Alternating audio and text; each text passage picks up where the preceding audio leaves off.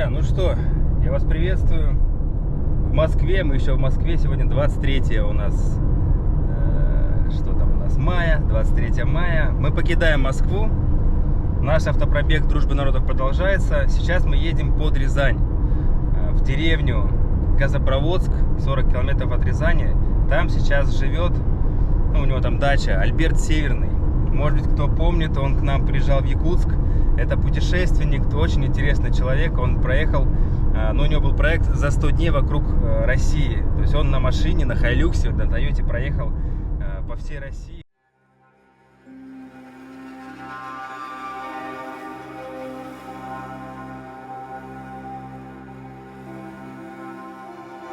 Мое приключение 100-дневное началось.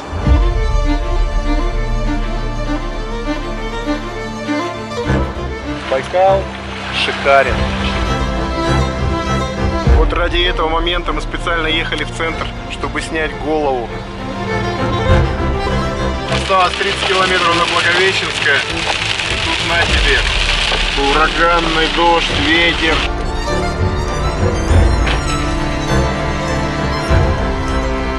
Это на паром, да, все? А мы уедем все? Большой паром, не знаете? Маленькие две. Закат. Мы идем к Якутску. Начали въезжать в зону пожаров. Все затягивает дымом. Небольшой запах гари появляется. Вдоль прям трассы горит лес. Нам надо ехать, как бы трассу не перекрыли. Стойка левая вытекла. Все, он в масле.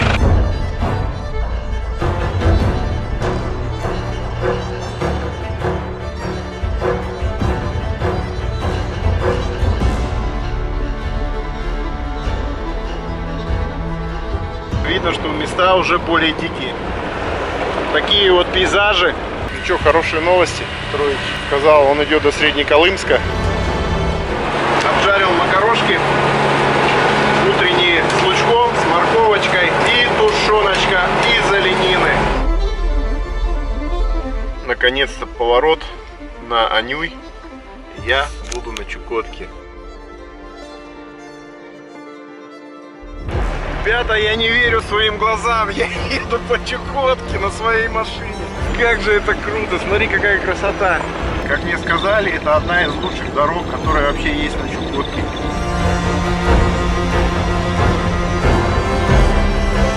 Никого нет. За 200 с лишним километров встретил пару самосвалов, 2-3 длинномера. Проехал недавно крузак 80-й навстречу.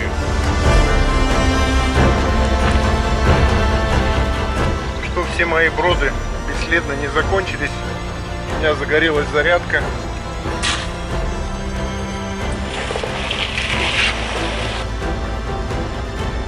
Пол-12, мне не спится, и вот такую красоту за окном наблюдаю. Обалдеть! Июль месяц, выпал снег. Че, все веселее, веселее. Вначале мело просто поземка. Ну как вам этот прикол с переметами?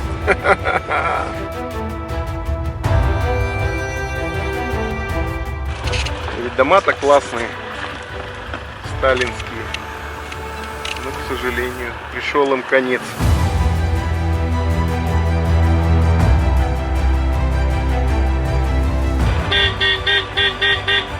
Уходите! Заколебали вы меня уже! Приходится гонять медведей, как собак. Отдай коску, давай! Хоп, хоп, хоп, хоп, хоп.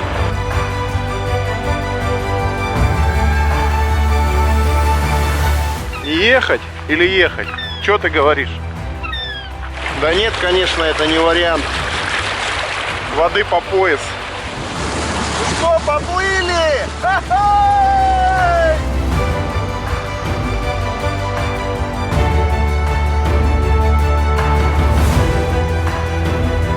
Все нормально, все хорошо, настроение бомбическое.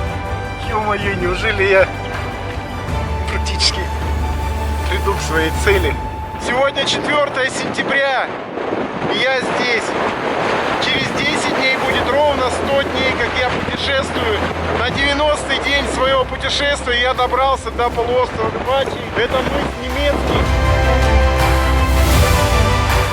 холодных морей, наконец-то дорулил до теплых морей. До такой степени уже морально опустошен, так много было увидено, так много было эмоций потрачено.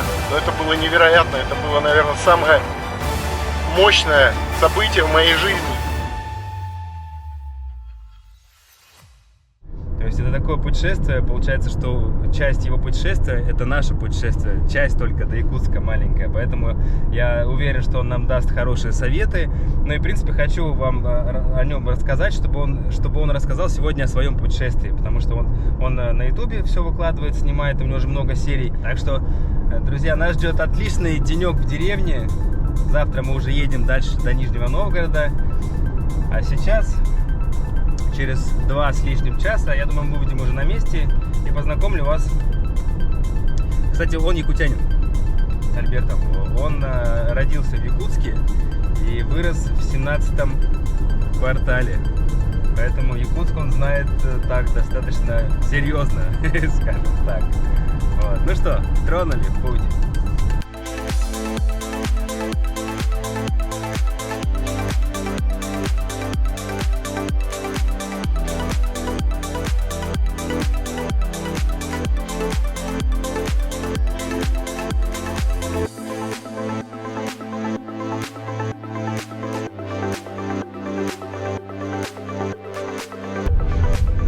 Нашли дорогу правильно, Альберт вон нас встречает уже.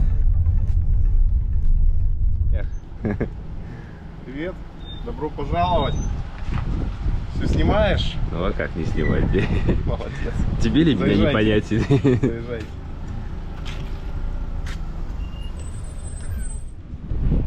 Знакомьтесь, Приветствую, Николай.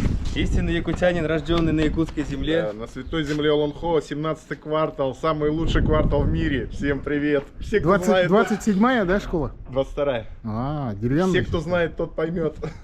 Я знаю. Вот, в Подмосковье нашли тебя. Посмотреть будет. 22-я, но я по району на 27-й жил. То есть мои все с нашего двора 27-й ходили, а у меня что-то так получилось, маманя отдала мне 22-ю. Я знаешь, где жил? До школы-интернат 28. Знаешь, не знаешь, там от Ну где каменная школа? Интернат же, да? Да, да, я прям мой дом стоит возле интерната. Двухэтажка там, да? Да, там все двух. Все ясно. Так что он стоит до сих пор. Вросший в землю окна. Ну она новая 10-я, а старая 10 стала 15-й. Ну вот у нас с нашей школы 15-й, 15-й тоже, с моего даже класса, я имею в виду, учились 15-й. Ровесники Николая с Альбертом оказались одного года. Я думал, ты помоложе, думаю, поговорить особо нечего, это смотри, ровесники. Ну, сейчас общих друзей, уже знакомых ищут. Да, ну 10-й, если он учился. 4-я, я говорю, я как бы, ну, никого особо не помню. Мы единственное, что помню, что в баскетбол играли. Вот 8-летней школы между собой играли. Мы с 4-й играли в баскетбол. На Мире мы постоянно уроки прогуливали, кинотеатр Мир тусовались. Ну, на Мире как-то особо я не помню, чтобы с кем-то там дрались, не дрались. Ну что-то было там. Ну, были, ну, Подробности уже не помню. Слушай, периодически все равно что-то где-то... Также в центр поедешь, там где-нибудь отхватишь от кого-нибудь. К нам приедет на квартал, кто-нибудь отхватит. Вот. Это такое дело всегда. Причем это во всех городах. Это в Новосибирске я приезжал к двоюродному брату, ну, мой ровесник тоже. Они также там район на район, на ту сторону улицы не переходи. Почему? Там отхватишь сразу, там вот по этой стороне ходи. То есть везде свои были. Ну что, снимаешь? Да, здорово, тебе тут мне прям нравится. Такой антураж, такой атмосфера. Это рассказываю. Ага. У нас в детстве дача была на Хатынуряхе. Обижаешь? Я в квартале жил рядом. На Хатынуряхе была дача, тогда еще там такого не было. Ну, оно было хорошее место, но там не такое обжитое было. Дороги там не чистились, автобус только летом ходил. И у нас тоже дом такой был, сруб. Папа у меня всю жизнь шоферил. Как бы, и вот такой тоже примерно 6×6, посередине стояла печка русская, баня была, и вот мое детство прошло в таком доме деревянном. А, вот. Прям жили, это жилой дом был, да? Дача такой, была, да? она была круглогодичная, зимняя, мы зимой тоже туда ездили. Там, правда, говорю, с дорогами плохо было все. И когда дачу вот устроил, я обязательно хотел такой построить, ну как, что вот именно такое деревянное, все вот такое брутальное было. Что-то напоминающее детство. Как в детстве в Якутии. Здесь в Подмосковье же не принято, вот если заметили, мало деревянных домов. Да, Если да, даже да, они деревянные, они кирпичные. обшивают внутри штукатуркой, с этим в натуре, снаружи, вернее, в натуре, говорю, снаружи сайдингом. И они все, да ну нафиг это надо, типа. А я вот как бы, у меня жена тоже из Сибири, с Томской области, и мы вот деревянная, надо, чтобы дача это деревянная. Мы там в каменных джунглях живем. Воздух другой, да? Конечно. Здорово же. А это стреляет? Аппарат. Вот у меня нож, который мне подарили. Ну-ка. Нож называется для строганина Якут средний. Ну серьезно, у него прям это самое, все как полагается. Это подарил нам Михаил Дмитриевич Гуляев, такой был у вас. Он и есть. Да, да. Ну он подарил, как-то подарил в общем. Это давно уже или как Я его, а? Ну да, еще в 16 году, когда я на машине до Магадана ездил, может, я уже не помню. Я его использую только когда вот строганину. Находишь ее тут, строганину? У меня даже сейчас есть. Есть? Ну, я вас угощать не буду. Это стратегический запас. Вы там поедите. Мы-то да, мы как раз да, едем, вы как да. бы там, а у нас... Коля мне оставил в морозилке. У нас одна рыба там, рыбина там попадет, две там, и вот ее там на Новый год. Там, Я расстроился, я же привез, а она вот да. целый день мы по Питеру катались, короче. Расквасилась. В 5 часов мы приехали, в 6 часу, и нас ждет сразу банька. Это вообще очень круто. Меня, как любителя бани, вот больше мне не надо ничего. Причем дровяная. Вообще кайф. Да, класс. Веники уже березовые, запарены. Уже поддал, да? Ну только первый. Ух, хорошо поддал у меня сразу, смотри как. Ух. Смотрите, здесь какая еще кайфушка. Ай. Крапива, правда, все бросло. Правда, я купаться не решусь, очень хочется, но пока не буду рисковать.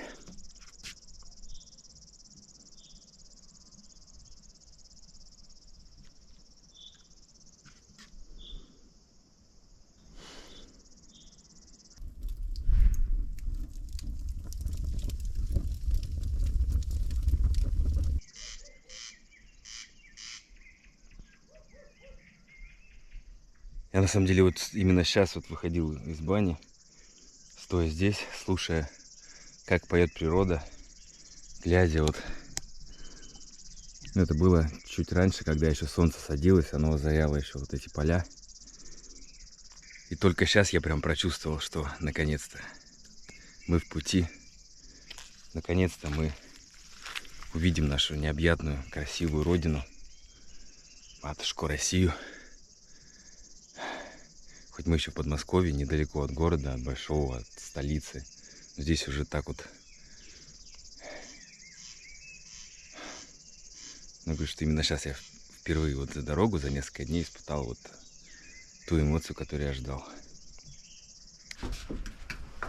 Алена, этот тур выложила, слышишь? Якутск там есть, оказывается? Решетка маленькая. Всё. Процесс пошел.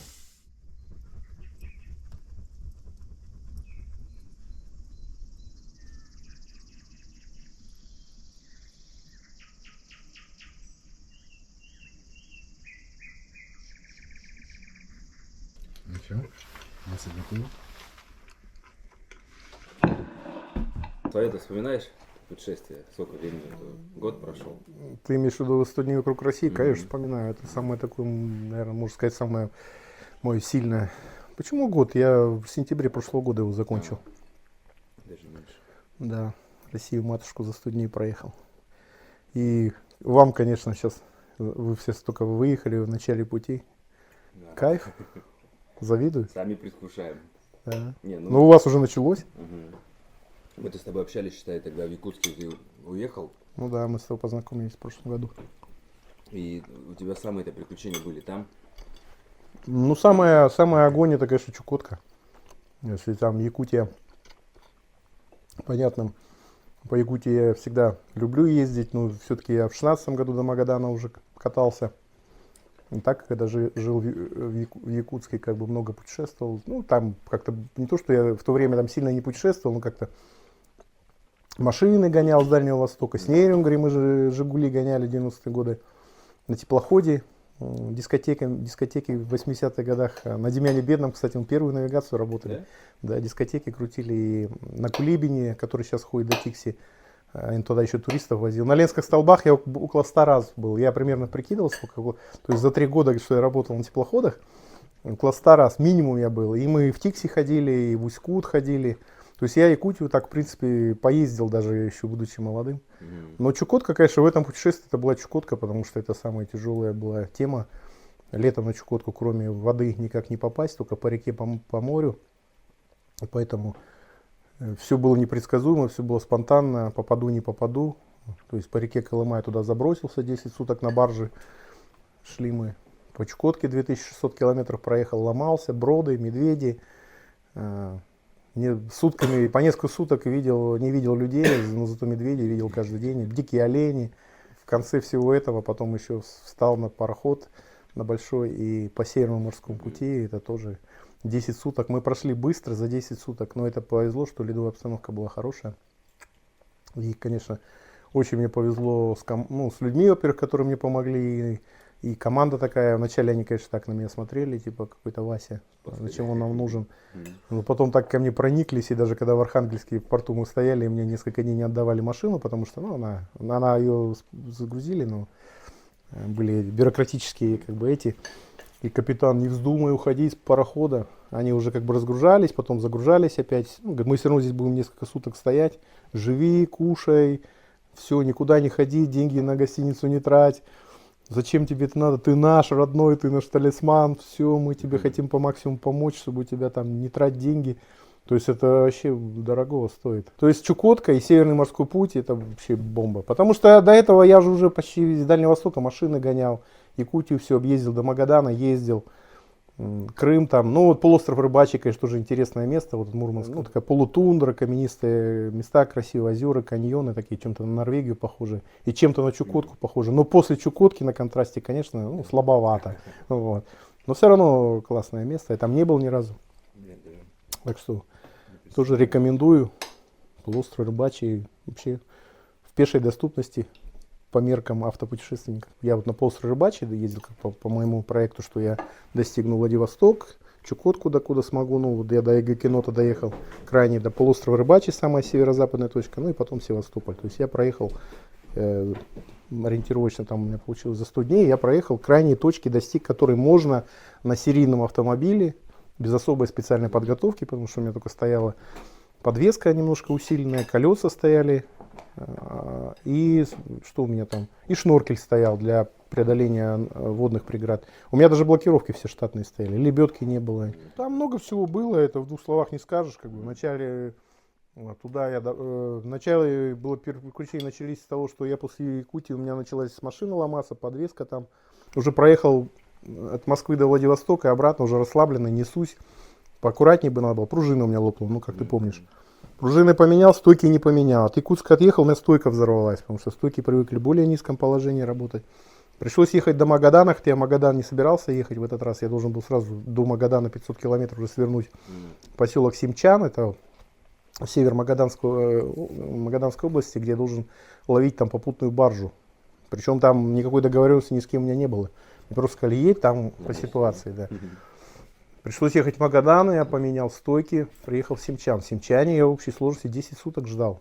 То есть пароход нашелся, но он мне сказал, что я только до Среднеколымска, но вода очень низкая. Уровень воды поднялся, всего на 15 сантиметров, были загружены, пошли. Вот это было приключение в Среднеколымске, меня сгрузили, я тоже не знал, кто меня дальше возьмет, там 2 суток повезло, тоже меня взяли. Вот это было первое приключение. Потом по Чукотке более-менее шел. Вначале по дорогам, но начались броды, пропала зарядка. Я уже поехал в сторону Эгокинота, пропала зарядка. Понял, что я генератор нигде не сделаю. Посреди тундры стою. По спутнику позвонил ребятам, специалистам. Они говорят, ну сколько тебе? Я говорю, до Певека 400 километров. Мне надо немножко возвращаться, было и на север идти.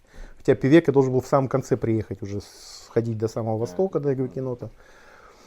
Я 400 километров на аккумуляторах доехал. В Певеке отремонтировался. Опять же, спасибо там моим партнерам, ребятам помогли, все, поселили меня, помогли.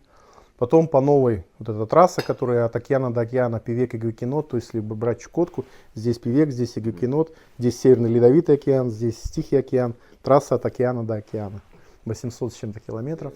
Я ехал 11 суток. 11 суток, из них я стоял несколько суток, ждал, пока там дорожные рабочие закончат пару крупных рек, они меня перетаскивали. Они причем меня даже не перетаскивали, меня загоняли на трал, а экскаватор ехал пешком у них, ихний. То есть были такие реки. Причем эти реки обратно, вода до такой степени упала, обратно я сам все проехал. Я от Гвикинота до Певека сам проехал.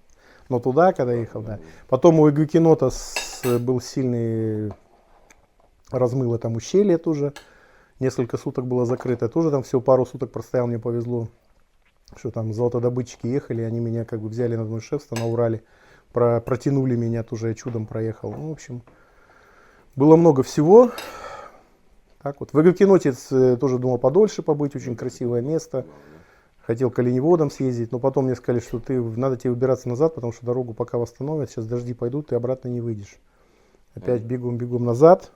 Не веришь, да, что ты туда добрался? Да, меня пограничники в Гвикиноте пытали, говорит, как ты проехал, несколько суток не было ни одной машины, говорит, там, включая Уралы, там, лаптежники, как ты проехал, на легковушке. Да, но на самом деле, да, вот на пикап это как бы по чукотским меркам это легковушка.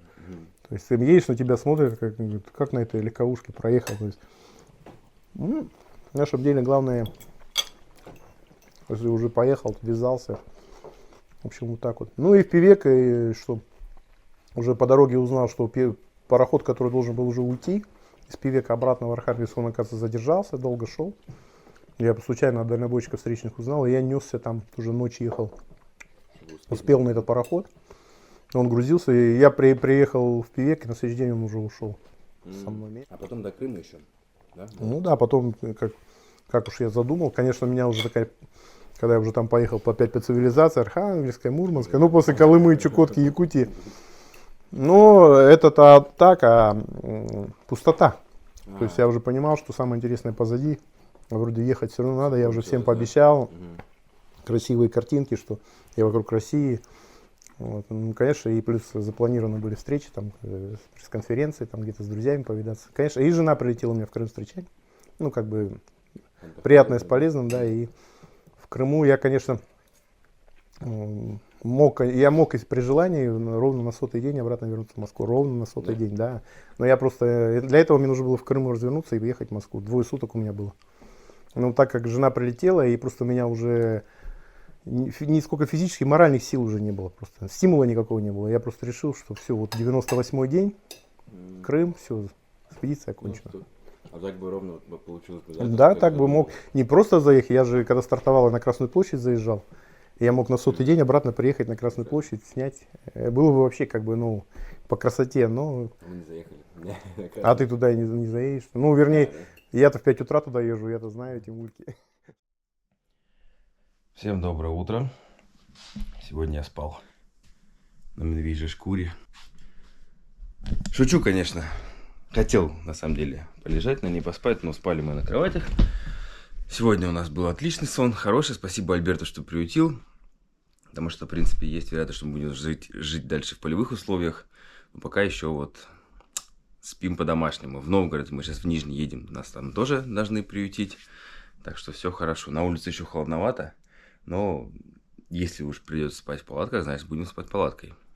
В палатках где-нибудь дальше. А так, надо собираться. У Альберта еще много дел.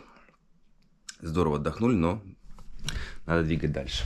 Память о своей родине, святой земле Умхо. Вот костровище такое, где вечером можно посидеть, по костерок пожечь. В виде юрты сделал. Так что напоминает мне немножко о доме, о родине. Да. Такое вот. Они себе вот втроем здесь жили, пока строили дом. Ну, в итоге, как говорится, и гостей даже не стыдно иногда положить. А здесь у меня мастерская, как бы, здесь люблю какой-нибудь там, как говорится, там нецензурные слова есть, там, что-нибудь повытачивать, какую-нибудь ерунду. Вот тут карта у меня такая, которая одна из первых всякие. Раньше, когда только начинал путешествовать, так вот флажочками отмечал там. Где был? Тикси, Якутск, там, да, Магадан, там, Камчатка, Петропавловск, там, все точки, которые там когда-то мечтал. Ну, сейчас уже перестал это все, уже видеография есть, YouTube, там уже все мои отмечены. А когда еще вот YouTube не занимался, где побываю, отмечал, вот, флаг Родины. Ну и здесь у меня что-то иногда так зимой натоплю печку, зимой что снег, холодно, здесь еще не придешь, телевизор там, музончик что-нибудь ковыряешься. Вот. Такой, короче, мужской уголок, всякие инструменты. Часть в гараже, конечно, часть здесь. Ну, мы еще в самом начале пути. Вам еще пилить и пилить. Да. Ну, вот дорожники, ребята на Чукотке, с которыми мне очень сильно помогли, особенно когда я на восток шел, в сторону Игилькинота, то я вот снимал их, они мне через несколько больших рек перевозили. Они как бы там едут, дорогу подсыпают. Я, конечно, с ними несколько дней там просидел, ждал, пока они там закончат свою работу, но вот они мне... Обратно я уже все реки сам проехал, но вот именно когда я туда ехал, вот так вот они преодолевают. Но это как бы средняя такая река. Они сами вот так вот проезжают.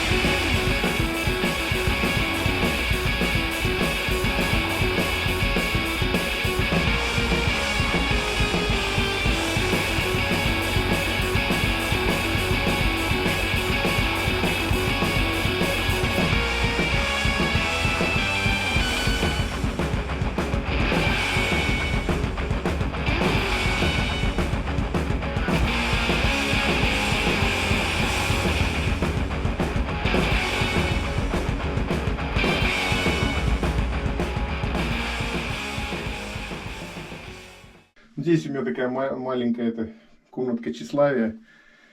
Когда только начинал путешествовать, начал с каждого путешествия такую маленькую картинку делал. Там, вот, например, там, в 16 году до Магадана съездил, потом вот на Эльбрус поднялся, там, у китобоя в Чукотке был, или вот Северному полюсу мы на пароходе ходили, рекорд России установили. Ну и всякие, вот Камчатка, там, на самолете я летал, то вот с Якутии. Ну, и сделал, как бы вывешивал. Сейчас уже много всего накопилось, а это на Эльбрусе я вот флагом, кстати, вот флаг хочу показать. Этот флаг мне подарил все время Михаил Дмитриевич Гуляев, министр спорта Якутии. Вот. Я его вожу на Эльбрус, его подымал, везде он со мной. Ну, даже я там какие-то помпезные фотографии не везде делаю, но он уже стал моим талисманом. Я всегда его вожу с собой во все путешествия. Поэтому, особенно держа в руках флаг Святой Земли Олунхо, Родины своей, всем передаю привет, поздравляю с великим праздником, столетием республики. Так что, Игорь, спасибо, что заехал в гости, передавай от меня всем привет. Спасибо, что прилетел. Всегда рад приехать домой. Сейчас в последнее время часто бываю. Так что, надеюсь, здесь с новых путешествий появятся у меня еще какие-нибудь отчеты. Да, да. Желаете еще путешествий побольше. Да, вам хорошей дороги, поменьше проблем. Чтобы колеса ехали, гаишники не останавливали. Ну и привет от меня. Всем передавайте, всем якутянам, Якутии. С праздником, Родина. Спасибо. Скоро приеду. Спасибо, ждем, приезжай обязательно. Альберт, спасибо тебе, что прилетел нас. Очень Пожалуйста. здорово у тебя. Приезжайте. Да. Будьте в наших краях, заезжайте еще. Рад был повидаться. Рад был тоже повидаться. Удачи вам. Всего хорошего. Спасибо. Ты нас зарядил. Праздник хорошо вам там отгулять. Наставлений столько получили. Да. На самом деле, вот ты своими рассказами, сейчас историями о путешествиях, ты мне еще больше сейчас зарядил вот, продолжать в этом же направлении. Вы так друг друга и подпитываете. Да. Я там твои смотрю, как вы на остров Бенет, ты мне говоришь, опять еду. И, блин, я бы сейчас много отдал, чтобы так вот уже поехать в такую экспедицию. Так мы друг другу и заряжаем, так и должно быть, наверное. Так что давайте хорошей дороги. Спасибо. Якутии привет. С наступающими, с прошедшим праздником столетия, наверное, это как долго же, юбилей. Ну, в течение года. Ну, да. Столетием, и Сах впереди Мгм. будет. Поэтому Вот к нему и всех, едем, да. всех с праздником. Всего хорошего, хорошей вам дороги. Заезжайте в гости.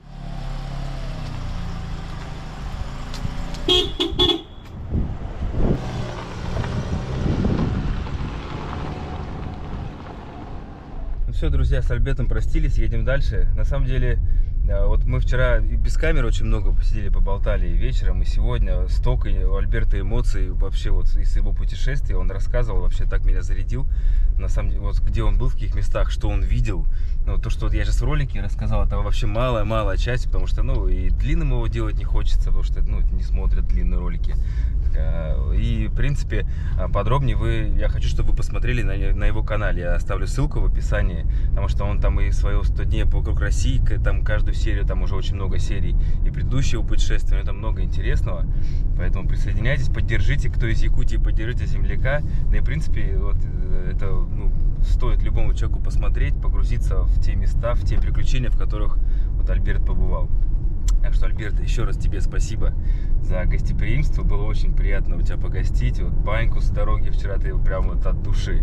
И, в принципе, все твои истории, ты меня зарядил на дорогу прям вот еще больше на вот, цель жизни в путешествиях, что-то такое делать, такое важное и для себя, и, в принципе, для многих.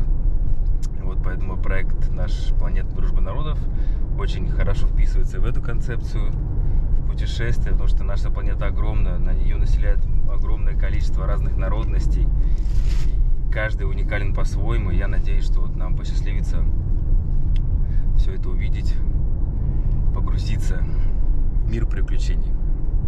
Все, друзья, всем счастливо, до следующих встреч.